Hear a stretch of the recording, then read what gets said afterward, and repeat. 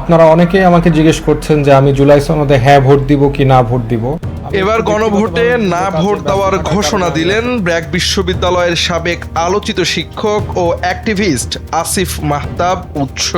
সোমবার এক ভিডিও বার্তায় তিনি বলেন, আপনারা অনেকেই আমাকে জিজ্ঞেস করছেন যে আমি জুলাই সনদে হ্যাঁ ভোট দিব নাকি না ভোট দিব। বিভিন্ন কাজে ব্যস্ত থাকার কারণে আমি অনলাইনে এতটা সক্রিয় না, কিন্তু আপনারা যেহেতু প্রচুর সংখ্যক মানুষ আমাকে মেসেজ দিচ্ছেন, আমার উত্তর হচ্ছে আমি না ভোট দিব।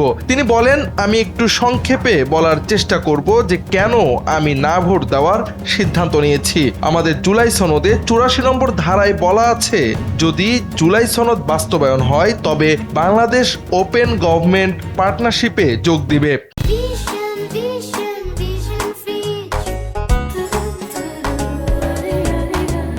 ওপেন গভর্নমেন্ট পার্টনারশিপ জিনিসটা কি?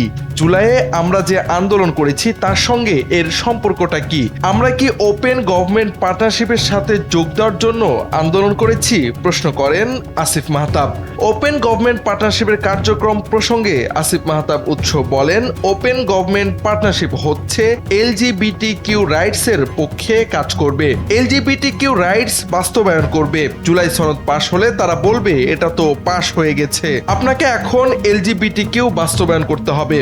আসিফ মাহতাব আরো বলেন, আমি তো ওপেন সোসাইটির জন্য সংগ্রাম করি নাই, আপনি করেন নাই, কিন্তু আপনাকে ভোট দেওয়ানো হবে এবং ভোট দেওয়ানোর পরে এগুলি বাস্তবায়ন করা হবে। আসিফ মাহতাবের এই ভিডিও বার্তার পর এর পক্ষে বিপক্ষে শুরু হয়েছে আলোচনা সমালোচনা। কেউ বলছেন আসিফ মাহতাব সরাসরি সংস্কারের বিপক্ষে অবস্থান নিয়েছেন, তবে আসিফ মাহতাবের ভক্তবৃন্দরা এটাকে দেখছেন ইতিবাচকভাবেই।